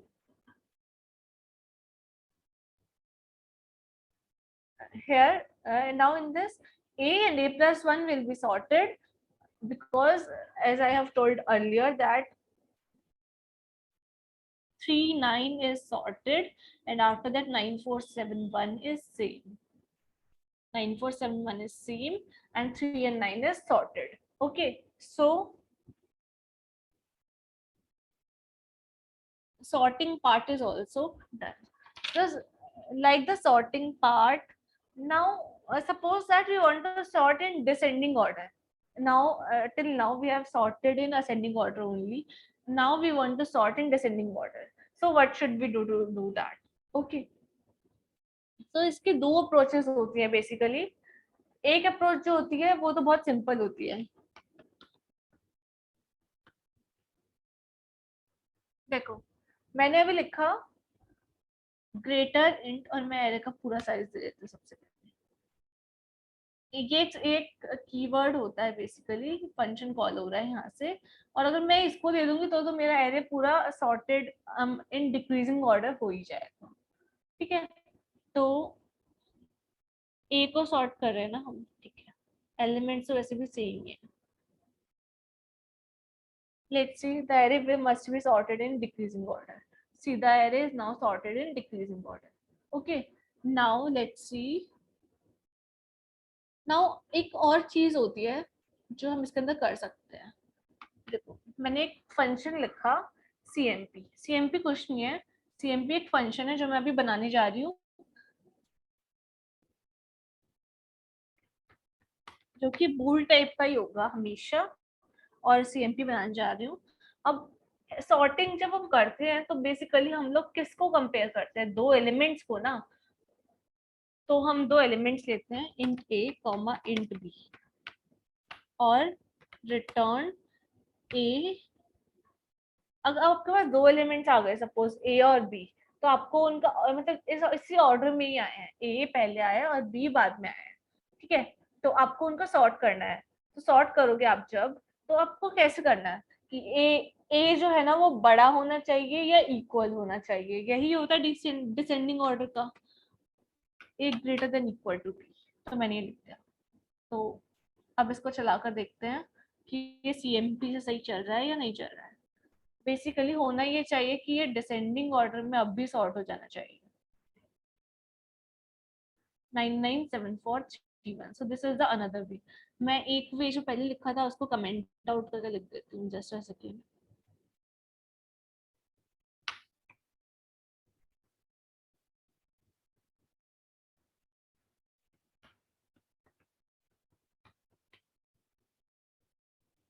ठीक है, तो ये दो तरीके होते हैं array को sort करने में डिसेंडिंग ऑर्डर में। इसको कमेंट आउट कर देते हो और इसको लिख देते हो। हमने अभी दोनों चला करके देखे हैं, तो दोनों के दोनों सही चल रहे थे। अब एक चीज देखते हैं कि सपोज आपके पास ना एक मतलब ये चीज याद रखना कि एरे में a+1 a+2 a+3 ऐसे चलता है, और जो वेक्टर्स होते हैं क्योंकि वो डायनेमिक होते हैं तो उसमें v.begin v.begin+1 v.begin+2 ऐसे इटरेटर्स चलते हैं, ठीक है। तो अब आगे देखते हैं।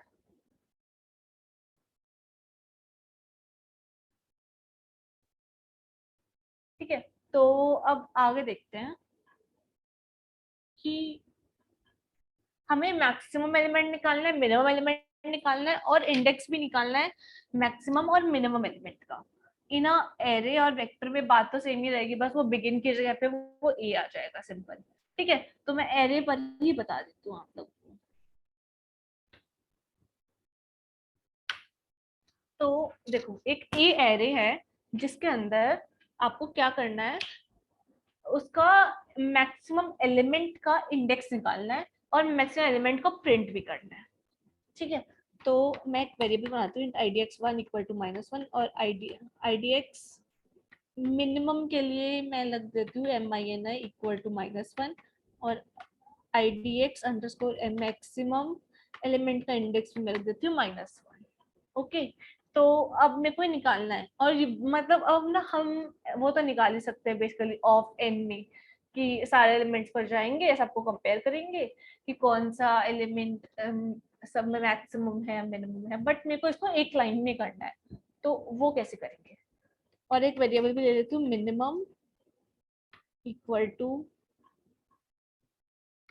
-1 इंट मैक्सिमम इक्वल टू, मतलब सपोज हमारे एरे के एलिमेंट्स आर नॉन नेगेटिव, तो मैं इसको भी यूज कर सकती हूँ, ठीक है।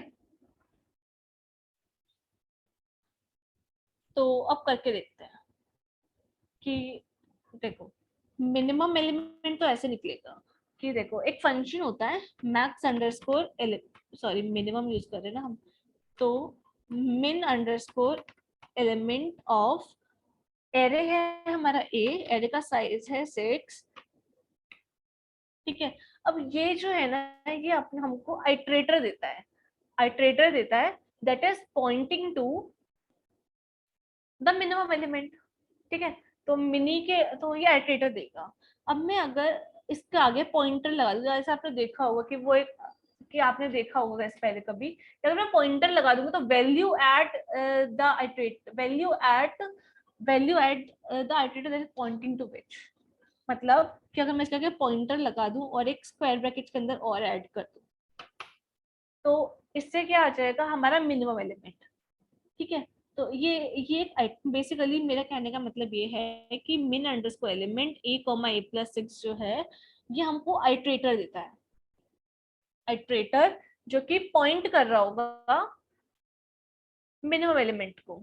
अब पॉइंटर्स पे तो यही होते हैं ना कि वो पॉइंट कर रहे होते हैं किसी चीज को, और अगर हम उसमें स्टार्स लगा देते हैं तो हमें वो आइटरेटर जिसको पॉइंट कर रहा होता है उसकी वैल्यू आ जाती है बिल्कुल, तो मिनिमम मिनी के अंदर वैल्यू आ जाएगी। सिमिलरली मैक्सी के अंदर कुछ नहीं करेंगे हम लोग, इसी को कॉपी कर लेती हूँ मैं। तो हमने मैक्सी फंक्शन लिखा, नाम वेरिएबल बनाया था, तो मैक्सी, और यहाँ पर डाल देती हूँ मैक्स अंडरस्कोर एलिमेंट, ठीक है, तो ये आ जाएगा मैक्सी। अब आगे देखते हैं idx अंडरस्कोर मिनी। अब हमें वैल्यू तो आ गई है हमारे पास, देखो अगर मैं करती हूँ cout mini mini space maxi, ठीक है, तो अब मैं इसको प्रिंट करती हूँ। तो मिनिमम एलिमेंट हमारा है 1, मैक्सिमम एलिमेंट हमारा है 9, तो ये प्रिंट हो जाना चाहिए 1 और फिर 9।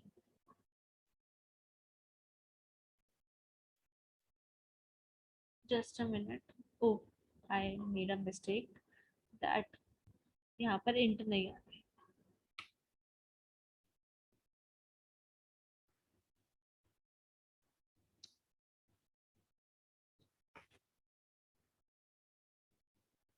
One is the minimum element and 9 is the maximum element for this vector 939471. Okay, so it is giving. Now suppose that we want to find the index of the minimum element. तो हम क्या करेंगे, देखो जैसे एक second,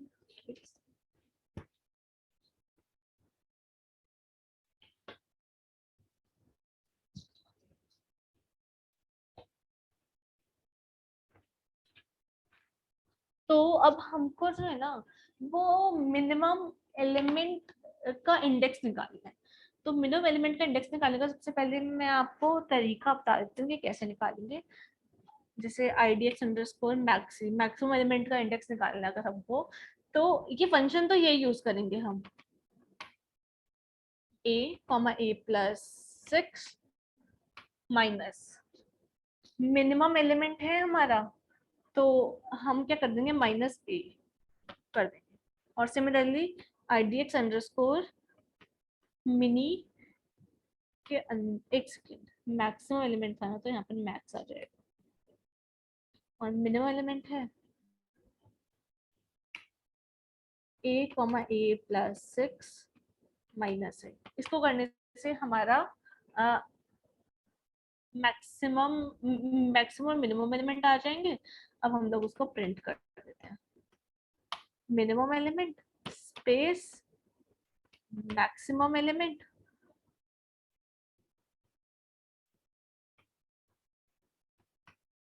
का index print करेंगे अब हम,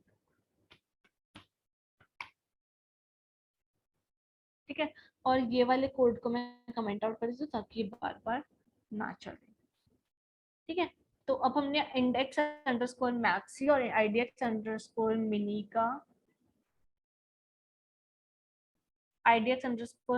का मैक्सिमम एलिमेंट का मिनिमम एलिमेंट का इंडेक्स निकाल दिया। अब इसको रन करके देखते हैं। तो फर्स्ट इंडेक्स से देता है 5 एंड 0, ठीक है, तो ये दे रहा है 5 एंड 0, तो एक बार चेक करते हैं।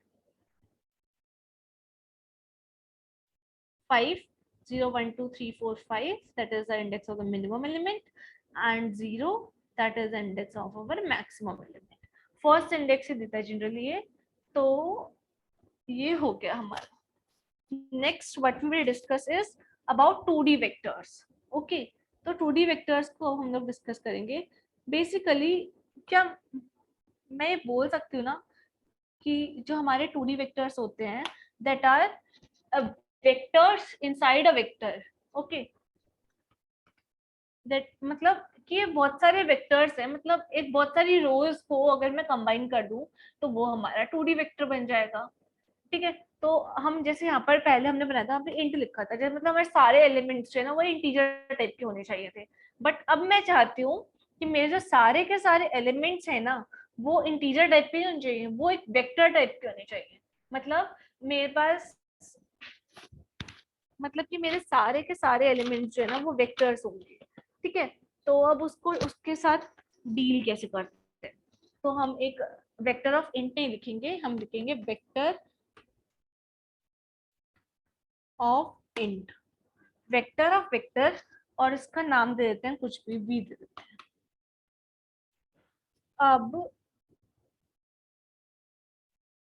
अब सपोज हमें इंसर्ट करना, तो इंसर्ट करने में भी ना थोड़ा सा अलग तरीका रहता है इनका, कि हम एक रो बनाएंगे, उस रो को इसके अंदर डाल देंगे। जैसे vector is a combination of multiple rows, and जैसे एरे के अंदर क्या होता है, एरे और वेक्टर में डिफरेंस भी आ सकता है कि एरे के अंदर जो रोज होती हैं सारी, वो रोज और कॉलम से मिलकर बनता है, बट ये मल्टीपल रोज से मिलकर बनता है, और हर एक रो का साइज अलग अलग भी हो सकता है। अभी मैं दिखाती हूँ कैसे।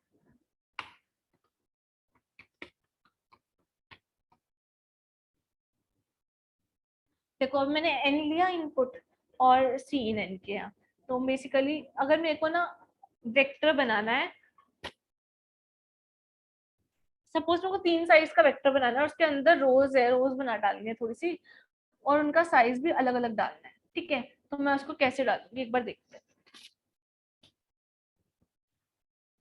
ठीक है। तो एक बार इसको देखते हैं, 4 int i equal to 0,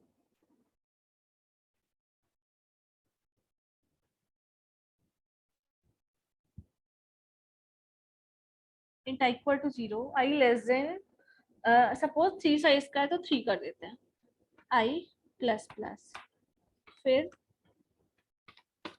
int, अब एक नया वेक्टर बनाते हैं हम यहाँ। एक बार पूरा कर लेती हूँ, अगर तब भी नहीं समझ में आता तो आप लोग पूछ सकते हैं। लाइक इसको मैं कर देती हूँ टेम्परेरी वेक्टर बनाती हूँ मैं, और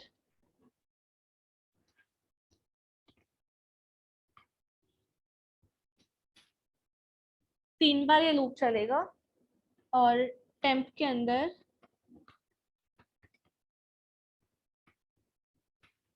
पुश बैक कर देती हूँ मैं 1, फिर से टेम्प के अंदर पुश बैक कर देती हूँ मैं 2। मतलब इसको लूप के अंदर भी कर सकते हैं या नॉर्मली करना है, अभी तो मेरे को सिर्फ डेमोन्स्ट्रेशन देना है एक, तो मैं इसके लिए नॉर्मली कर रही हूँ। तो टेम्प के अंदर पुश बैक कर दिया 1, पुश बैक कर दिया 2,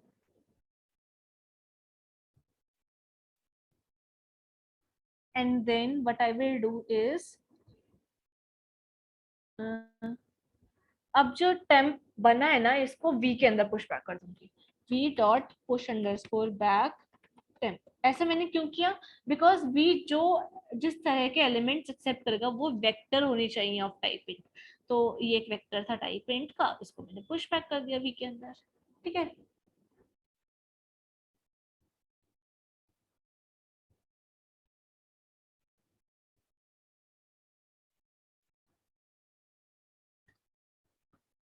ठीक है, तो ये आ जाएगा। अब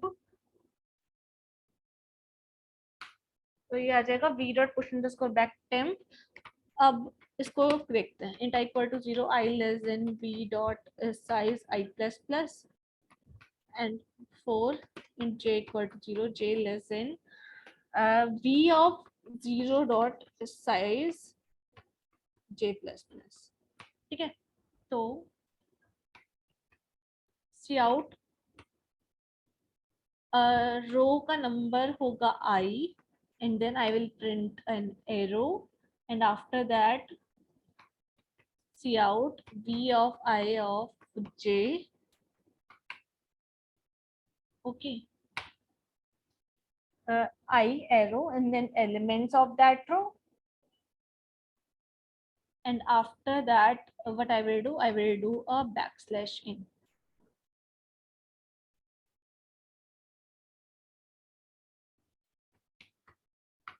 ठीक है। तो ये हो गया हमारा, हमने एक वेक्टर में एलिमेंट्स पुश करे सबसे पहले, और अब हम उनको प्रिंट करेंगे। तो एक बार रन करके देखते हैं इसको।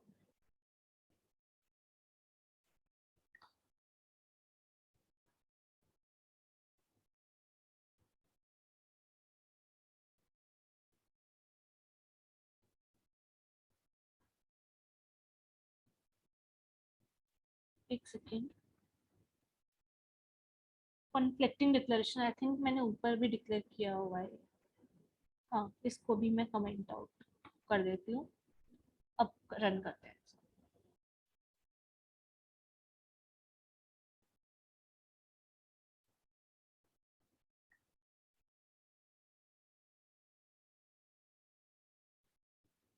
Just a minute. Yeah, I forgot to add a semicolon.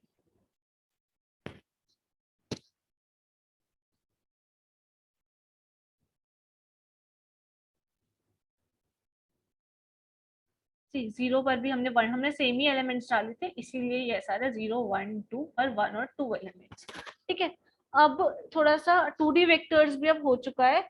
2D vectors में यही होता है जनरली कि v of 0 dot size means 0th रो का साइज कितना है, तो वो 0th रो का साइज जो होगा, वो जो साइज होगा वो होंगे नंबर ऑफ कॉलम्स हमारे, तो इसलिए मैंने इसको ऐसे लिख दिया। जनरली हम कैसे लिखते थे, I as the number of rows लिखते थे यहाँ पर, और यहाँ पर नंबर ऑफ कॉलम्स लिखते थे। तो columns is nothing but 0th रो का साइज। ठीक है, अब बस एक चीज और देख लेते हैं, लोअर बाउंड और अपर बाउंड, और नेक्स्ट क्लास में हम लोग मैप, पेयर और सेट देख लेंगे एक बार स्टार्टिंग के 15 मिनट्स में। ठीक है, तो एक बार देख लेते हैं लोअर बाउंड और upper bound. Suppose we have this array, just a minute, या नया ही क्रिएट कर देते हैं, देखना पड़ेगा। आई थिंक आज के लिए इतना काफी होगा सोनालिका। ओके ठीक है, तो लोअर बाउंड अपर बाउंड भी नेक्स्ट क्लास में कर लेंगे। अब किसी को कोई डाउट है तो वो मुझे बता दो। या डाउट्स पूछ लो, सब चैट में लिख दो एक बार। एक डाउट आया मेरे पास, can you explain about removing elements from vector as well?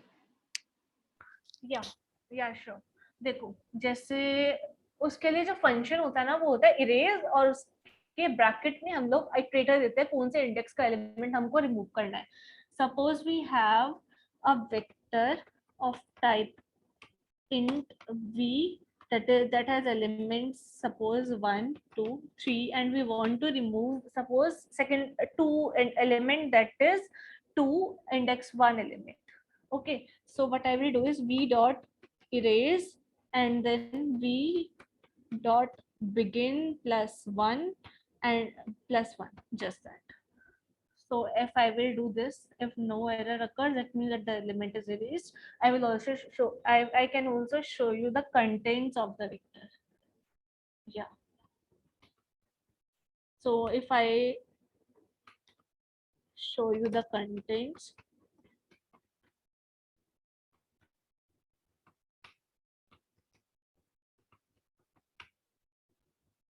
Vectors में हमें सोचना ही नहीं होता कि इसका साइज क्या होगा, मतलब बी डॉट साइज फंक्शन है जो हमको दे देता है। वरना अगर हम एरेज यूज कर रहे होते तो हमको सोचना पड़ता एंड हमने कितने एलिमेंट्स रिमूव इरेज कर रहे हैं, उसके हिसाब से उसका साइज क्या होगा वगैरह वगैरह। देखो 1 और 3 आया है because we have erase this element at index 1, तो समझ में आ गया होगा आई थिंक। अवरल और कोई? अभी नहीं, बट पहले के 1 2 3 डाउट्स मैं वो बताता हूँ।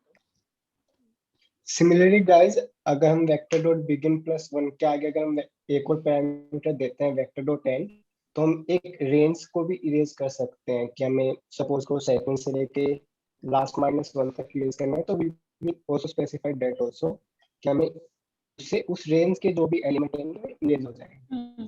बिल्कुल सही। एक ये है, is there any difference between size and length function?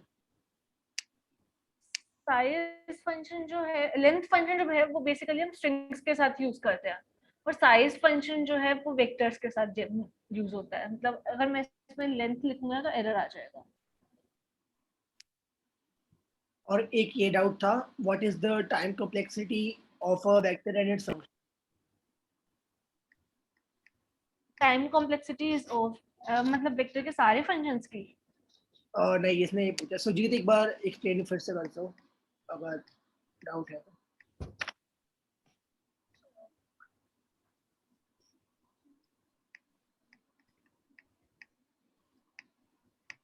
बाकी और कोई डाउट नहीं है वैसे तो। एक ये डाउट आया, can be use size of for vectors? But try करके देख लेते हैं, मैंने सच कभी यूज तो किया नहीं है, बट हाँ अगर मैं साइज ऑफ, ओके मेरा एक क्वेश्चन था कि हमने जो जो यहाँ फंक्शन यूज करे हुए उस उनकी टाइम कॉम्प्लेक्सिटी क्या होगी? ओके ओके बताती हूँ।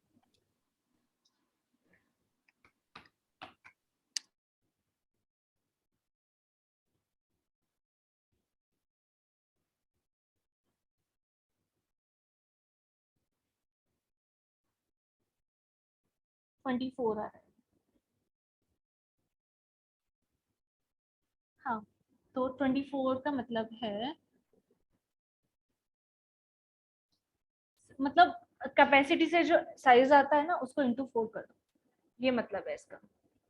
मतलब मैंने जो पहले तुमको बताया था ना कि कैपेसिटी फंक्शन जो है वो कितने एलिमेंट्स की स्पेस है वेक्टर के अंदर वो देता है। अगर जैसे 3 एलिमेंट्स हैं, पहले 1 का होगा, फिर 2 का हुआ, फिर 4 का हुआ। या जैसे कि मानो इंटीजर 4 बिट स्पेस लेता है, तो अगर हमारी एक साइज की वेक्टर है तो इसी 4 into 1 तो 4 आ गया। अभी यहाँ पे 3 साइज की वेक्टर है, लेकिन 3 की तो बनती नहीं है, it's will be 8 and 8 into 4 like this.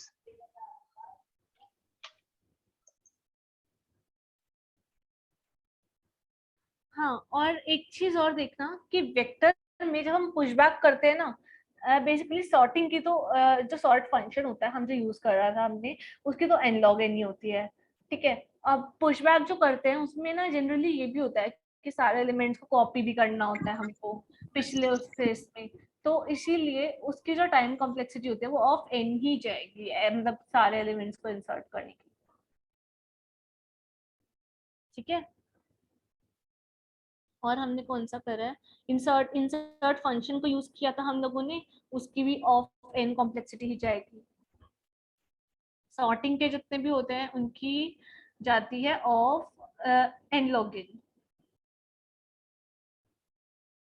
और मिनिमम मैक्सिमम एलिमेंट यूज किया था हम लोगों ने, इसकी जाती है ऑफ एन, बिकॉज मतलब सेम ही होता है but we are using some shortcut such that हमारा जो लेंथ ऑफ कोड है ना वो मिनिमाइज हो सके थोड़ा सा। और इंडेक्स वाले में भी सेम ही रहेगा, ठीक है। Hello. हाँ जी। Can you explain the max element? I didn't get it. Is there a trick, or is uh, is it a built-in function or something that you used? Okay, max element से index of the max element निकालना है या सिर्फ function के बारे में? Only the function part. ये तो बिल्ट इन फंक्शन है ये, मतलब ये बिल्ट इन फंक्शन है a, a plus 6।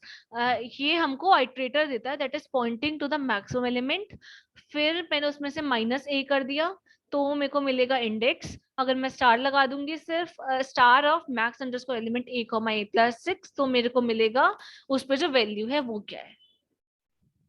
Okay, मतलब got it. आइट्रेटर जिसको पॉइंट कर रहा है उस जिस एलिमेंट को पॉइंट कर रहा है उस एलिमेंट की वैल्यू क्या है। Okay, thank you. Got it. Okay, और कोई डाउट? CMP फंक्शन कैसे एग्जीक्यूट हुआ था सॉर्टिंग में, ये अविनाश का डाउट है। ठीक है, मैं बताती हूँ।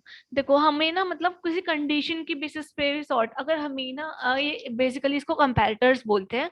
अगर हमें कोई कंडीशन लगानी है अपनी सॉर्टिंग पे, तो देखो ऐसे ऐसे एग्जीक्यूट हुआ था ये कि सपोज हमारा फर्स्ट एलिमेंट था ये, सेकंड एलिमेंट था ये। अब ये ट्रू कब रिटर्न करेगा, जब फर्स्ट एलिमेंट, इसको मैं नाम भी ऐसे दे देती हूँ कि this is our first element and this is our second element, और हमें रिटर्न करना है first greater than equal to second, ठीक है। तो हम इसको आपको समझ में आ रहा होगा थोड़ा थोड़ा कि सपोज आपके पास एक एरे है या वेक्टर है जिसके अंदर आपको सॉर्टिंग करनी है, तो जो फर्स्ट एलिमेंट है ना वो बड़ा होना चाहिए या इक्वल होना चाहिए सेकंड एलिमेंट से, तो तभी ये ट्रू रिटर्न करेगा। रिटर्न मतलब जहां जहां पर ये ट्रू देता जाएगा ना वहां उसी ऑर्डर में वो एलिमेंट अरेंज होते जाएंगे, ठीक है।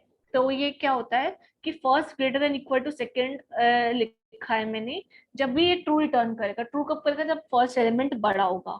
बेसिकली हमारा एरे जो होगा वो डिक्रीजिंग ऑर्डर में सॉर्ट हो जाएगा तब, बिकॉज फर्स्ट एलिमेंट बड़ा, सेकंड एलिमेंट उससे छोटा, थर्ड एलिमेंट उससे छोटा, तो ये ऐसे चलता जाएगा और फिर डिक्रीजिंग ऑर्डर में एरे सॉर्ट हो जाएगा। अब मैं एक और केस दिखा दूं तुम लोग को। अगर मैं लिख देती हूँ फर्स्ट या फर्स्ट, मतलब ऐसे ही मैं सोच रही थी कि mod 2 करके या फर्स्ट माइनस सेकंड का डिफरेंस को, मतलब हमें ऐसे सॉर्ट करना है कि फर्स्ट माइनस सेकंड कि डिफरेंस इंक्रीजिंग ऑर्डर में है या कुछ इस तरह से, बट वो दो एरेस पर ही सही लगेगा। तो इसमें तो अभी यही कर देते हैं क्योंकि मतलब जनरली हमें ऐसे ही करना होता है डिपेंडिंग ऑन द कंडीशन की क्वेश्चन में क्या पूछा है, तो उसके उसके बेसिस पर ही होता है। मतलब हमारी रिक्वायरमेंट क्या है उसके बेसिस पर।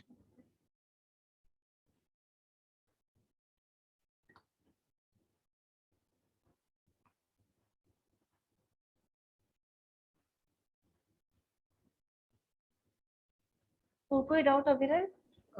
अभी नहीं है कोई। आई गेस सबके डाउट खत्म हो चुके हैं। अगर कुछ किसी को डाउट्स हो ग्रुप पे पूछ लेना एक बार, आंसर्स आ जाएंगे। ठीक है, मैं स्टॉप शेयर कर दूं फिर? हाँ, thank you for joining for today lecture. You can all leave.